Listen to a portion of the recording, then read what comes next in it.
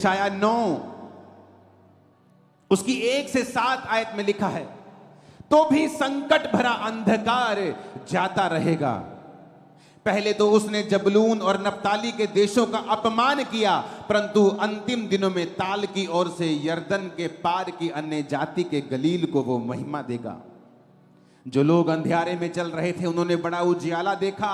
जो लोग घोर अंधकार से भरे हुए मृत्यु के देश में रहते थे उन पर ज्योति चमकी। तूने जाति को बढ़ाया, तूने उनको बहुत आनंद दिया। जीसस क्राइस्ट ने कहा, तो भी संकट भरा अंधकार जाता रहेगा। यह किसी देश की बात नहीं कर रहा। हां, इस वचन में वो एक देश की बात कर रहा है, क्योंकि वचन कहता है परमेश्वर का जब सुसमाचार शुरू हुआ तो जबलून और नप्ताली के देश से हुआ। वचन कहता है उस देश का बहुत अपमान हुआ था, उस देश का बहुत निरादर हुआ था, क्योंकि जब आप परमेश्वर से दूर चले जाते हैं आपका निरादर होता है। लोग बोलते हैं मेरा पति मेरा निरादर करता है बहुत, मेरा पति मेरी इज्जत नहीं करता, मेरी पत्नी मेरे बच्चे मेरी इज्जत नहीं करते, वो मेरा निरादर करते हैं, मेरा समाज मुझे इज्जत नहीं देता, वो मेरा निरादर करता है। आज समाज में निरादर होता है, तू छोटी जाति का है, तू बड़ी जाति का है, लेकिन जब कोई चर्च में आता है, वचन को सुनता है, परमेश्वर को ग्रहण करता है, आज हम सब जातियां एक तरह से एक ही छत के नीचे बिना भेदभाव के बैठी हैं। आपका आदर परमेश्वर कर रहा है। परमेश्वर ने कहा तो भी संकट भरा अंधकार जाता रहेगा। पहले तो उसने जबनूल और नप्ताली के देशों का अपमान किया, परंतु अंतिम दिनों में वो अन्य जाति को गलील को महिमा देगा। परमेश्वर ने वचन में लिखा है जब जीसस क्राइस्ट ने प्रचार करना शुरू किया तो जबलून और नप्ताली के देश से, गलील की झील से उसने प्रचार करना शुरू किया। जिन लोगों को अपमान मिला था, जिन लोगों को निरादर मिला था, परमेश्वर ने वहां पर जाकर बताया कि अब मैं जन्म ले चुका हूं और तुम्हारा निरादर अब मैं खत्म कर दूंगा। आज जितने लोग यीशु मसीह को अपना उद्धारकर्ता ग्रहण करते हैं वो यीशु मसीह में धर्म नहीं बदल रहे। पूरी बाइबल में ईसाई धर्म नाम का एक भी शब्द तक नहीं है। तो आप कैसे कह सकते हो क्रिश्चियन धर्म? आप कैसे कह सकते हो जड़ा ईसाई धर्म है? क्योंकि आपको नॉलेज नहीं है, आप अनपढ़ हो इस मामले में। जीसस ने कहा तुम जो बेइज्जती से भरे हुए थे अब मैं तुमको महिमा दूंगा। आज जितने लोग यीशु मसीह को ग्रहण करते हैं, परमेश्वर आपकी इज्जत को बढ़ाने के लिए जा रहा है। वो आपके परिवार की इज्जत को बढ़ाने के लिए जा रहा है। आप फिर देखेंगे आपका वही पति आपको महिमा देगा, इज्जत देगा। आपकी वही पत्नी बच्चे आपकी इज्जत करेंगे, वही समाज आपकी इज्जत करेगा। वो रिश्तेदार जो ठोकर मारते थे वो इज्जत करेंगे। क्यों? क्योंकि जीसस क्राइस्ट जब आपके अंदर आ जाएंगे लाइफ सेम नहीं रहेगी यीशु मसीह के नाम में। उसने कहा वो महिमा देगा, अन्य जाति के गलील को वो महिमा देगा। लोग बोलते जीसस क्राइस्ट धर्म को, एक क्रिश्चियन धर्म के संस्थापक हैं जीसस क्राइस्ट। बाइबल कहती है वो महिमा देने के लिए आया। औरत को उसने महिमा दी क्योंकि औरत ने पाप किया, आदम को भरमा दिया, औरत श्रापित हुई, औरत कुचली गई। जीसस क्राइस्ट ने औरत के थ्रू जन्म लिया। औरतों ने ही जीसस क्राइस्ट का सबसे पहले प्रचार किया। यीशु मसीह ने अपनी सेवकाई में बहुत सी औरतों को इस्तेमाल किया। वो किस तरह से पैसों के साथ परमेश्वर के साथ रहती थी और खुदाबंद के सारे खर्चों को उठाती थी। जिस औरत को शैतान ने नीचा किया उसी औरत को परमेश्वर ने ऊंचा किया। इसलिए वो कहता है मैं तेरी इज्जत को बढ़ाने के लिए आया हूं। जब आप जीसस क्राइस्ट को अपना उद्धारकर्ता ग्रहण करते हैं, इसलिए मैं कहता हूं अगर आप धर्म का चश्मा लगाकर यहां पर आए हैं तो आप यीशु मसीह के वचनों को ग्रहण नहीं कर पाएंगे।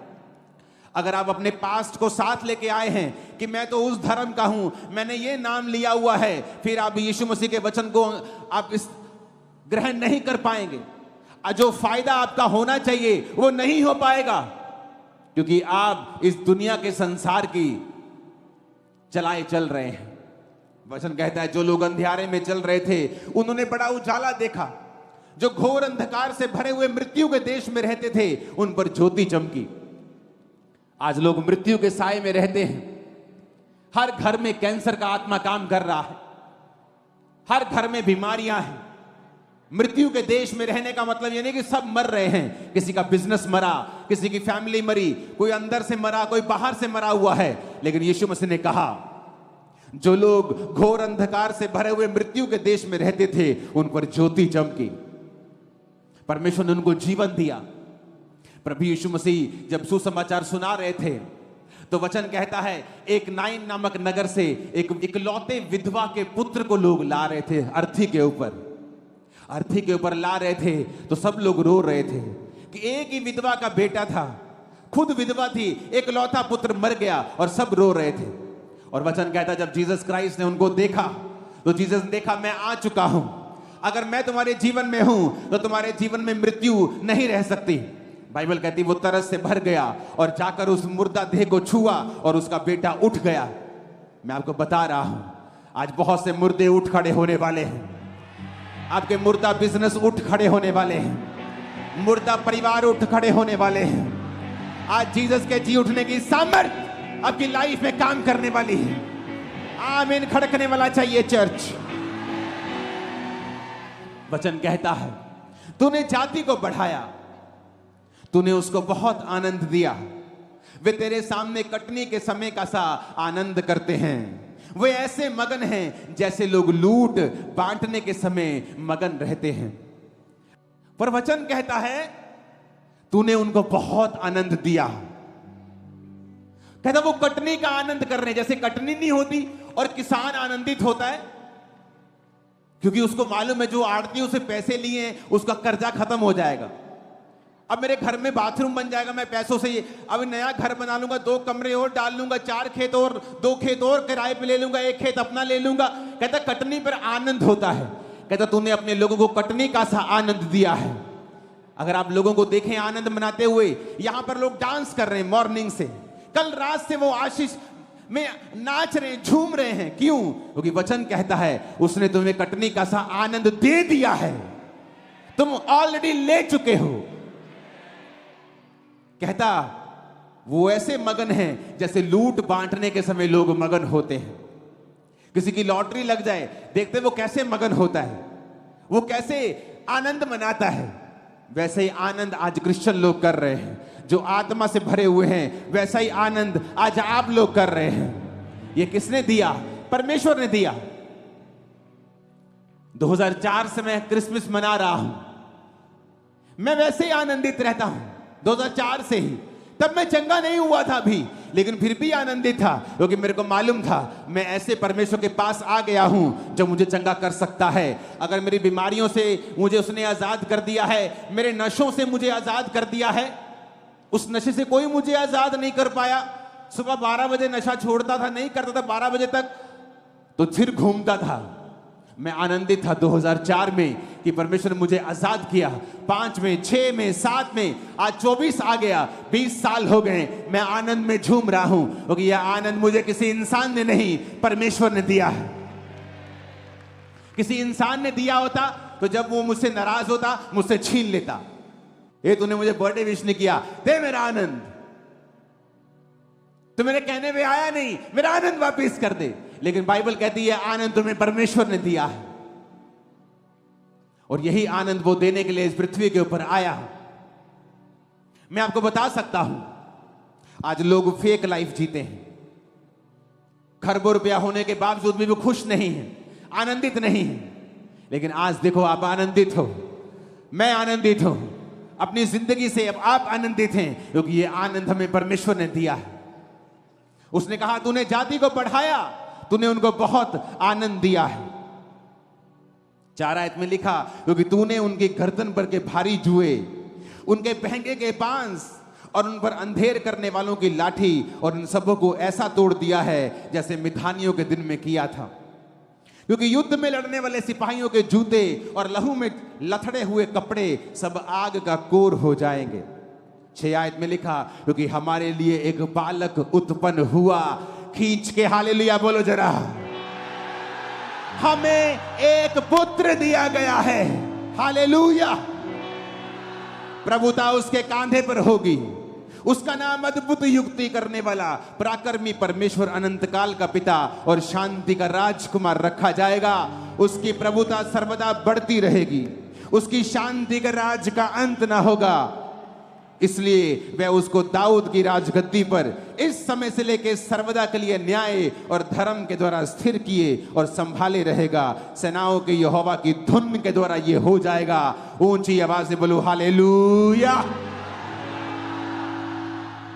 वचन में लिखा है, यशाया 2 और उसकी 4 आयत में कहता है, वह जाति जाति का न्याय करेगा, देश देश के लोगों के झगड़ों को मिटाएगा। वे अपनी तलवारें पीट कर हल के फाल और अपने भालों को हंसियां बनाएंगे। तब एक जाति दूसरी जाति के विरुद्ध फिर तलवार ना चलाएगी, ना लोग भविष्य में युद्ध की विद्या सीखेंगे। कैसे ये दुनिया आज 400 करोड़ क्रिश्चियन लोगों से भरी हुई है, क्योंकि हमारा परमेश्वर ये सिखाता है कि तुम्हें तलवार चलाने की जरूरत नहीं। कहता भविष्य में तुम तलवार की शिक्षा नहीं सीखोगे। आज कोई आपका विरोध करता है, चर्च कभी नहीं कहती तलवार ले जाओ और उन लोगों के खिलाफ खड़े हो जाओ। इसीलिए हम 400 करोड़ हैं, आज के बाद 401 करोड़ हो जाएंगे। कहता भविष्य में लोग युद्ध की विद्या नहीं सीखेंगे, आत्मा से भरे हुए मिलेंगे। Hallelujah, hallelujah. परमेश्वर का वचन कितना शानदार है, तसल्ली देने वाला है। उसने कहा तुम्हारी गर्दन पर के जुए को वो तोड़ डालेगा। अंधेर करने वाले की लाठी जो तुम पर शैतान की बचती थी दुखों की, वो तोड़ डालेगा। जब सिर पर जुआ होता है, वो औरतों के जो पट्टे उठाकर चलती, कभी उनको देखा है? सिर पर पट्टों की पंड होती है, और जब वो कोई बोलता है कि बहन जी कितना, वो ऐसे आंखों से देखती है कि ठीक है जी, क्योंकि वो ऊंचा नहीं देख सकती, इधर नहीं, गर्दन नहीं घुमा सकती।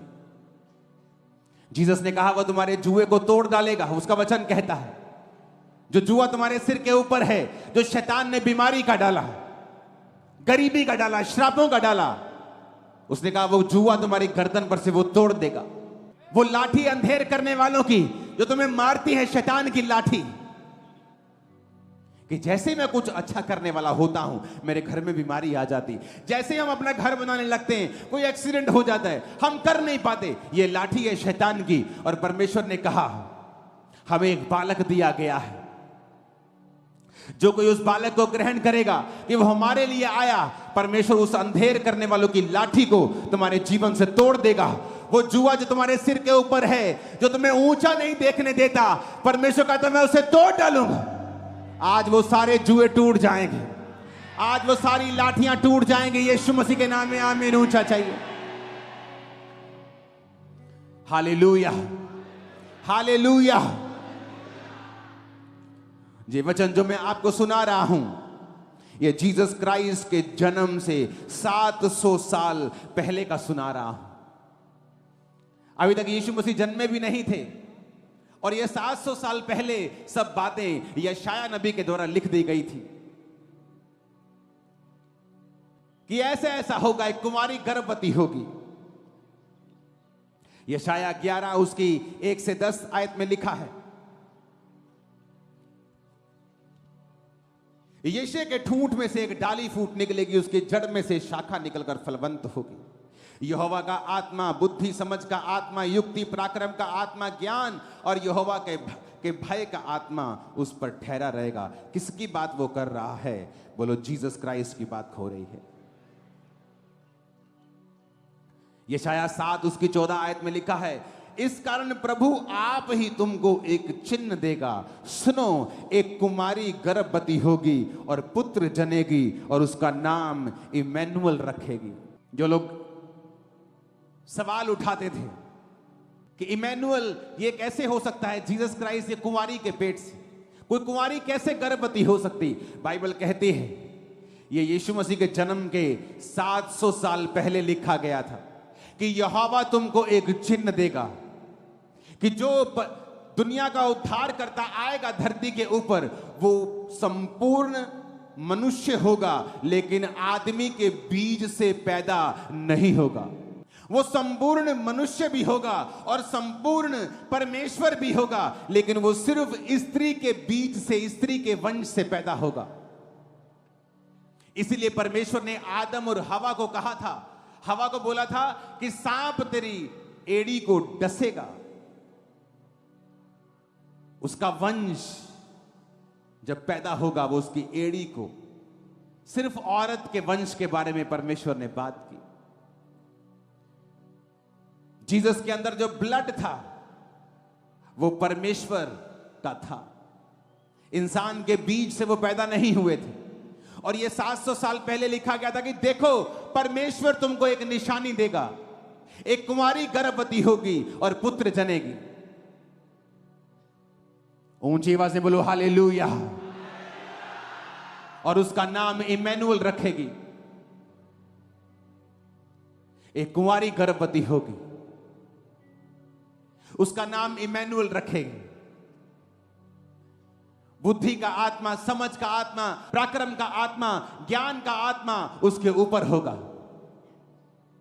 बाइबल यह भी कहती है यहोवा का भय जीसस क्राइस्ट को सुगंध सा भाएगा।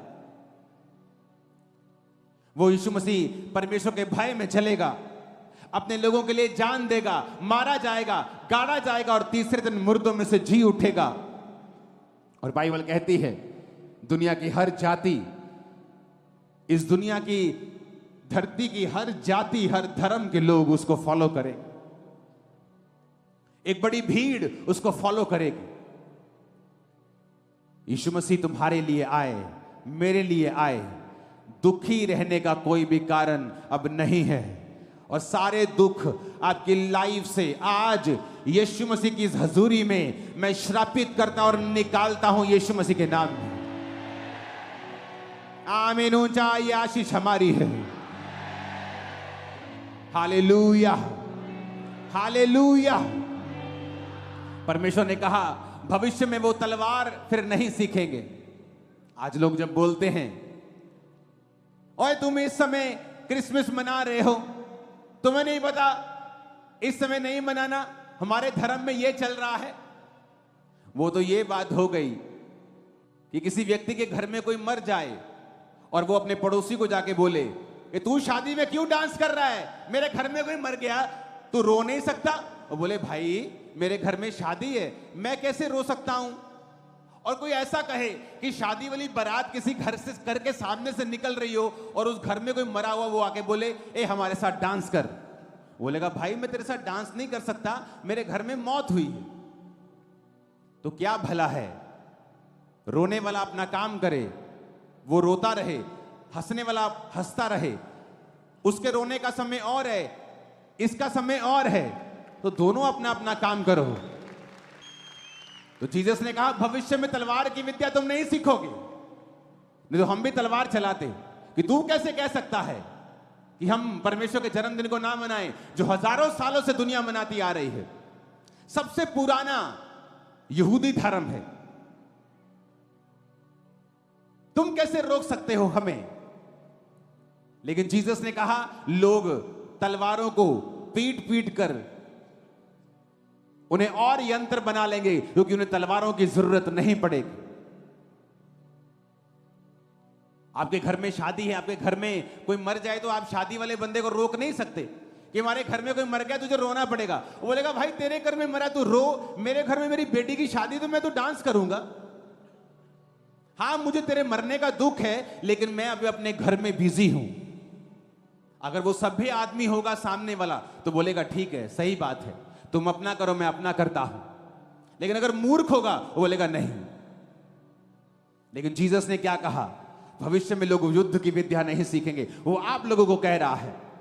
इसलिए हम ये कहते हैं जब लोग आपका विरोध करते हैं कि डोंट वरी, जो लोग विरोध करते हैं वो भी चर्च में होंगे एक दिन, परमेश्वर के वचन को जान चुके होंगे, उसके प्रेम को समझेंगे कि प्रभु यीशु मारने काटने के लिए नहीं, वो जोड़ने के लिए, बचाने के लिए, तुम्हारे जीवन को जीवन देने के लिए वो आए हैं।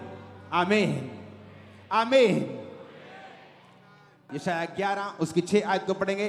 तब भेड़िया भेड़ के बच्चे के संग रहा करेगा, चीता बकरी के बच्चे के संग बैठा करेगा, बछड़ा और जवान सिंह और पाला पोसा हुआ बैल तीनों इकट्ठे रहेंगे और एक छोटा लड़का उनकी अगुवाई करेगा।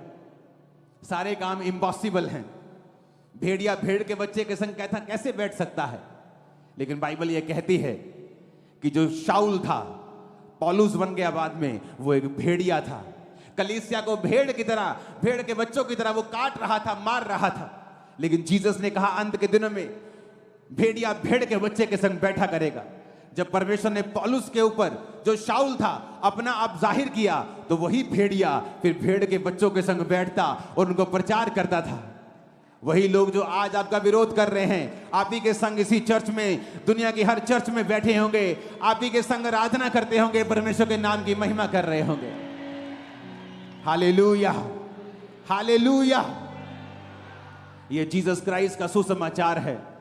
वो बंधनों को तोड़ने के लिए आया, अंधेर की लाठी को तोड़ने के लिए आया, बांस को कहता तोड़ने के लिए आया, तुम्हारे सिर के बोझ को, तुम्हारे जुए को वो तोड़ने के लिए आया, तुम्हें महिमा देने के लिए आया, तुम्हें आदर देने के लिए आया। यशायाह 11 उसकी 4 आयत में लिखा, परंतु वह कंगालों का न्याय धर्म से और पृथ्वी के नम्र लोगों का निर्णय खराई से करने के लिए आया। यीशु मसीह ने कहा कंगालों को सुसमाचार सुनाओ, अंधों को चंगा करो, बहरों को सुनने की शक्ति दो, मुर्दों को जिलाओ। यह था यीशु मसीह का सुसमाचार, जिसलिए वो इस धरती के ऊपर आए। और मेरा बिलीव है और मेरी प्रार्थना है कि यीशु मसीह ने जो कुछ आपके लिए किया है, उसके सारे बेनिफिट, वो फाइनेंशियल हो, वो फिजिकल हो, स्पिरिचुअल हो, आप और आपका परिवार उनका फायदा ले सके। मेरी प्रार्थना है पूरा पूरा फायदा ले सके। मेरी प्रार्थना है, मैंने कहा पूरा पूरा फायदा ले सके। मेरी प्रार्थना है जीसस क्राइस्ट ने जो हमारे लिए किया है, आप उसका पूरा फायदा ले सकें। जब आपको मालूम हो जाएगा कि मुझे अब निराश रहने की जरूरत नहीं, मेरे जुए को उसने तोड़ दिया है, मुझे क्या करना है? सिर्फ जीसस क्राइस्ट के ऊपर बिलीव करना है, यीशु मसीह के ऊपर विश्वास करना है, उसे अपना उद्धारकर्ता ग्रहण करना है, बपतिस्मा लेना है। आज क्रिसमस पर बपतिस्मे होंगे, मैं आपको बैप्टाइज करूंगा यीशु मसीह के नाम में, और आप समझ जाएंगे इस वचन को, जो वचन बाइबल में लिखा है कि जो विश्वास करेगा और बपतिस्मा लेगा उसका उद्धार होगा। वो किस उद्धार की बात कर रहा है? क्योंकि इस दुनिया में जब आप उद्धार शब्द को सुनते हैं, आपको लगता है ये कोई स्पिरिचुअल बात हो रही है। लेकिन जीसस क्राइस्ट ने अगर आपके शरीर को बनाया है, तो वो सिर्फ आत्मा की बातें आपसे नहीं करता। पतरस ने कहा, परमेश्वर हम सब कुछ छोड़ के तेरे पीछे हो गए हैं। जीसस ने कहा, ऐसा एक भी नहीं है जिसने खेतों को, पैसों को, फैमिली को, बाल बच्चों को मेरे लिए छोड़ दिया हो और इस समय 100 गुना ना पाए और परलोक में अनंत जीवन। कि जो कुछ तुमने छोड़ा है तुम 100 गुना पाओगे और तुम साथ में परलोक में अनंत जीवन भी पाओगे। तो जीसस ने सिर्फ आत्मा की बात नहीं की। जब परमेश्वर ने अब्राहम को कहा कि तू अब्राहम की आशीष तेरे को मिलेगी, तो अब्राहम की आशीषें सिर्फ आत्मिक नहीं थी, शारीरिक भी थी और आत्मिक भी थी। आज आप सिर्फ जब परमेश्वर को ग्रहण करते हैं, उद्धार सिर्फ आत्मा का नहीं होता, वो आपके शरीर का उद्धार करता है, परिवार का उद्धार करता है, मन का उद्धार करता है, दिमाग का भी उद्धार करता है, सोचों का उद्धार करता है, फैमिली का, नेशंस का, देशों का, मोहल्लों का उद्धार करता है। उसका उद्धार बहुत बड़ा है। हालेलुया। जब आप जीसस क्राइस्ट को आज ग्रहण करते हैं, जब आप उसको अपना जीवन देते हैं, वो उद्धार आपके चारों दिशाओं में आप उसे अपने जीवन में आता हुआ देखेंगे। मेरी प्रार्थना है कि 2025 में आप अपनी लाइफ की बिगेस्ट गवाही को देंगे, और ये गवाही इतनी बड़ी होगी, आपके रिश्तेदार उसे सुनने के लिए जरूर आने वाले हैं। आमीन खड़कने वाला चाहिए चर्च। Hallelujah, hallelujah. अपने पड़ोसी को बोलो, क्या जीसस तेरी जिंदगी में है? ऊंची आवाज में बार बार पूछो जरा। बोलो, अगर नहीं है तो आज उसे ग्रहण कर ले और बपतिस्मा ले ले। मैं आपको बता रहा हूं, खुशी, आनंद, लाइफ की आशीषें खुदा के हाथ में नहीं है, आपके हाथ में है। खुदा के हाथ में नहीं है, खुदा के हाथ में थी, लेकिन जब जीसस आए वो आपके हाथ में दे गए। कहते अगर तू विश्वास करेगा तो उद्धार को देखेगा। उस औरत को बोला जिसका भाई मर गया, अगर तू विश्वास करेगी तो खुदा की महिमा को देखेगी। कहती है कि भाई था, हम लुट गए प्रभु। मरियम मार्था, हम लुट गए। दोनों बहनें बोलती थी मर गए हम, एक ही भाई मर गया हमारा। खुदा कहता नहीं, तेरे हाथ में है। अगर तू विश्वास करेगी तो खुदा की महिमा को देखेगी। आपके हाथ में है। विश्वास करोगे, आज बपतिस्मा लोगे तो खुदा की महिमा को तुम देखने वाले हो। खुदा की महिमा को तुम देखने वाले अपने घरों में, यीशु मसीह के नाम में। हालेलुया। आपके हाथ में है। अपने पड़ोसी को बोलो तेरे हाथ में है। तेरी खुशी, तेरा बेस्ट फ्यूचर तेरे हाथ में है। अगर तू यीशु को ग्रहण करेगा, अपना उद्धार करता मानेगा, बपतिस्मा लेगा, उसके पीछे चलेगा, पाप ना करेगा, तो सब कुछ खुदा तुझे देगा। वो तेरे हाथों में है। यीशु मसीह के नाम में आमीन। ऊंची आवाज में 7 बार आमीन बोलो, रिसीव कर लो सब बरकतों को यीशु के नाम।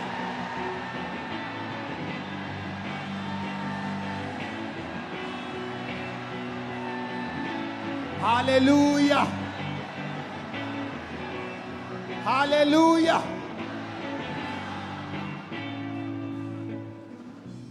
वो समाचार कि संकट भरा अंधकार जाता रहेगा, यही वचन अगर समझ आ जाए ना कि संकट भरा अंधकार जाता रहेगा, जब जीसस क्राइस्ट लाइफ में आएंगे तो जिंदगी सफल हो जाएगी। अगर एक लाइन बाइबल की समझ आ गई तो